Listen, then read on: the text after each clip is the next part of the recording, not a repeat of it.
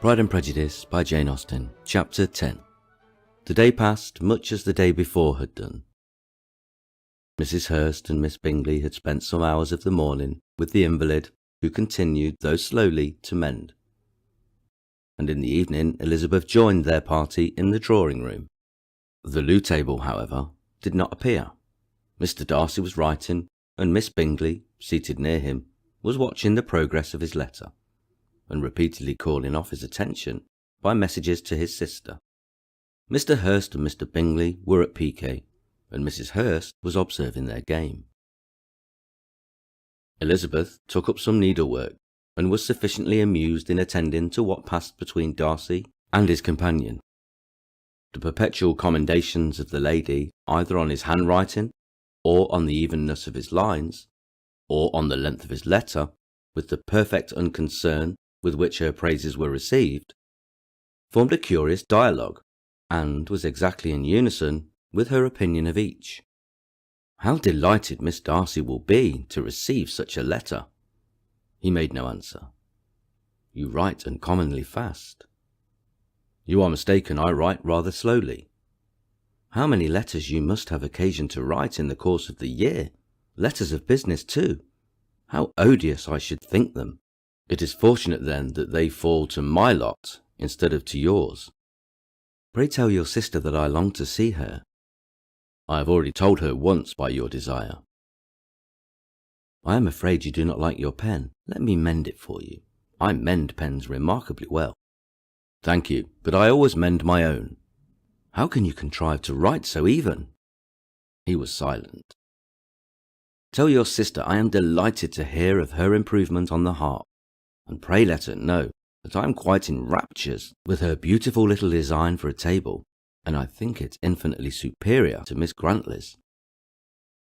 Will you give me leave to defer your raptures till I write again? At present I have not room to do them justice.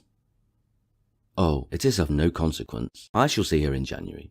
But do you always write such charming long letters to her, Mr. Darcy? They are generally long, but whether always charming, it is not for me to determine. It is a rule for me that a person who can write a long letter with ease cannot write ill. That will not do for a compliment to Darcy, Caroline, cried her brother, because he does not write with ease. He studies too much for words of 4 syllables. Do not you, Darcy? My style of writing is very different to yours. Oh, cried Miss Bingley, Charles writes in the most careless way imaginable. He leaves out half his words, and blots the rest. My ideas flow so rapidly that I have not time to express them, by which means my letters sometimes convey no ideas at all to my correspondents. Your humility, Mr. Bingley, said Elizabeth, must disarm reproof. Nothing is more deceitful, said Darcy, than the appearance of humility. It is often only carelessness of opinion, and sometimes an indirect boast. And which of the two do you call my little recent piece of modesty? The indirect boast, for you are really proud of your defects in writing, because you consider them as proceeding from a rapidity of thought and carelessness of execution, which, if not estimable, you think at least highly interesting. The power of doing anything with quickness is always much prized by the possessor, and often without any attention to the imperfection of the performance. When you told Mrs. Bennet this morning that if you ever resolved on quitting Netherfield, you should be gone in 5 minutes, you meant it to be a sort of panegyric of compliment to yourself. And yet, what is there so laudable in a precipitance which must leave very necessary business undone, and can be of no real advantage to yourself or anyone else?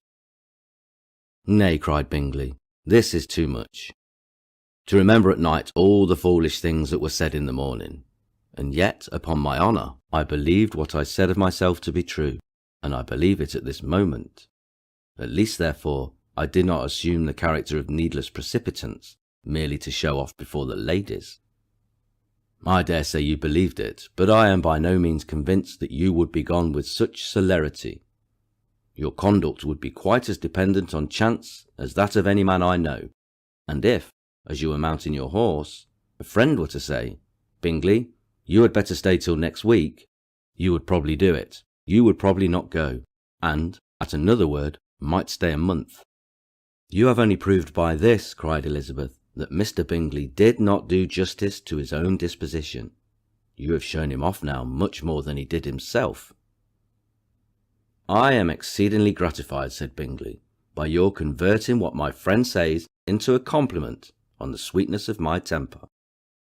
But I am afraid you are giving it a turn which that gentleman did by no means intend, for he would certainly think the better of me if under such a circumstance I were to give a flat denial and ride off as fast as I could.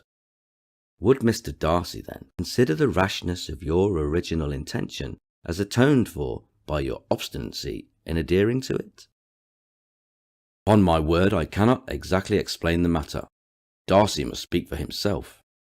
And you expect me to account for opinions which you choose to call mine, but which I have never acknowledged?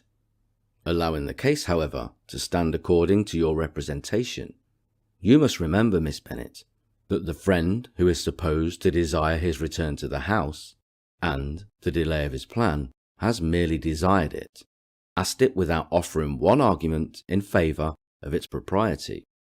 To yield readily, easily, to the persuasion of a friend is no meant with you.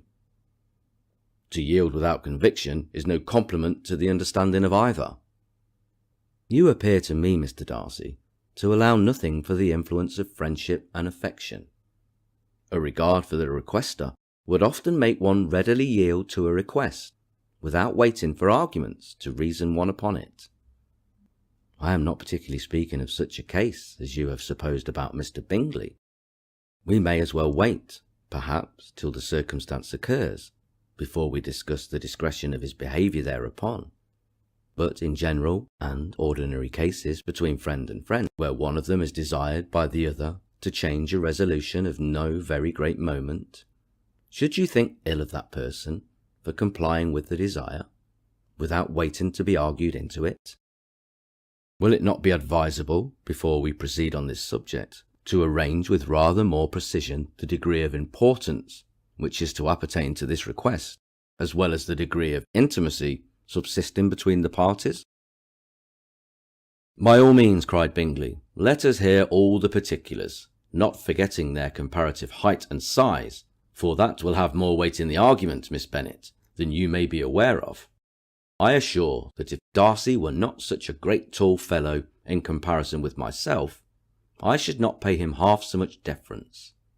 I declare I do not know a more awful object than Darcy, on particular occasions, and in particular places, at his own house especially, and of a Sunday evening when he has nothing to do. Mr. Darcy smiled, but Elizabeth thought she could perceive that he was rather offended, and therefore checked her laugh. Miss Bingley warmly resented the indignity he had received, in an expostulation with her brother for talking such nonsense. I see your design, Bingley, said his friend. You dislike an argument, and want to silence this. Perhaps I do. Arguments are too much like disputes. If you and Miss Bennet will defer yours till I am out of the room, I shall be very thankful, and then you may say whatever you like of me. What you ask, said Elizabeth, is no sacrifice on my side, and Mr. Darcy had much better finish his letter. Mr. Darcy took her advice, and did finish his letter.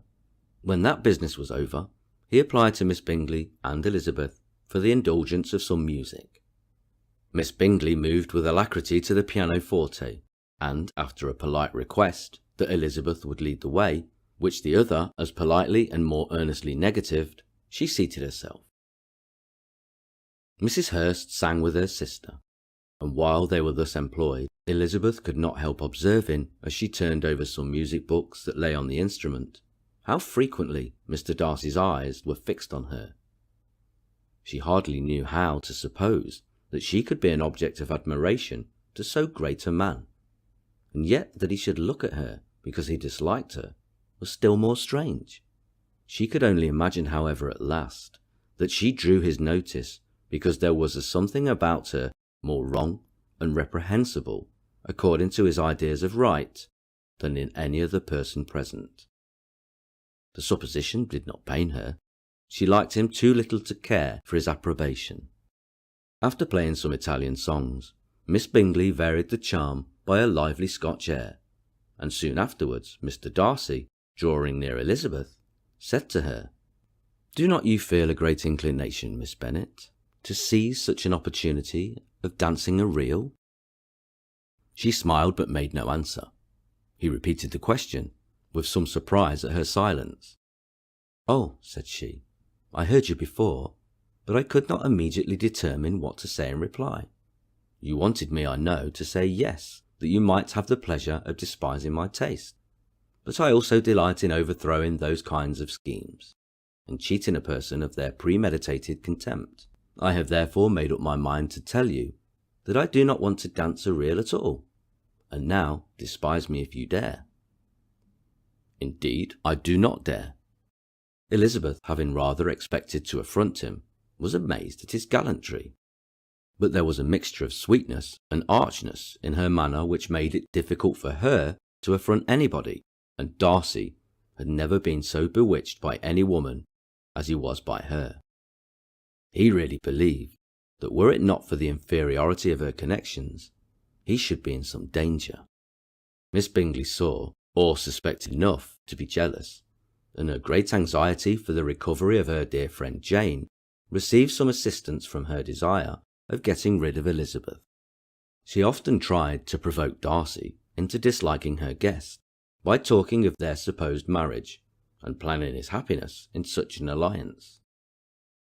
"I hope," said she, as they were walking together in the shrubbery the next day, "you will give your mother-in-law a few hints, when this desirable event takes place, as to the advantage of holding her tongue, and if you can compass it, do cure the younger girls of running after the officers. And if I may mention so delicate a subject, endeavour to check that little something, bordering on conceit and impertinence, which your lady possesses. Have you anything else to propose for my domestic felicity?"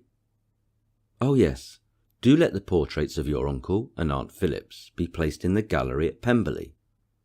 Put them next to your great uncle the judge. They are in the same profession, you know, only in different lines. As for your Elizabeth's picture, you must not attempt to have it taken, for what painter could do justice to those beautiful eyes? It would not be easy indeed to catch their expression, but their colour and shape, and the eyelashes, so remarkably fine, might be copied." At that moment they were met from another walk by Mrs. Hurst and Elizabeth herself. "I did not know that you intended to walk," said Miss Bingley, in some confusion, lest they had been overheard. "You used us abominably ill," answered Mrs. Hurst, "in running away without telling us that you were coming out." Then, taking the disengaged arm of Mr. Darcy, she left Elizabeth to walk by herself the path just admitted 3. Mr. Darcy felt their rudeness and immediately said, "This walk is not wide enough for our party. We had better go into the avenue." But Elizabeth, who had not the least inclination to remain with them, laughingly answered, "No, no, stay where you are. You are charmingly grouped, and appear to uncommon advantage. The picturesque would be spoilt by admitting a fourth. Goodbye." She then ran gaily off, rejoicing as she rambled about, in the hope of being at home again in a day or 2. Jane was already so much recovered as to intend leaving her room for a couple of hours that evening.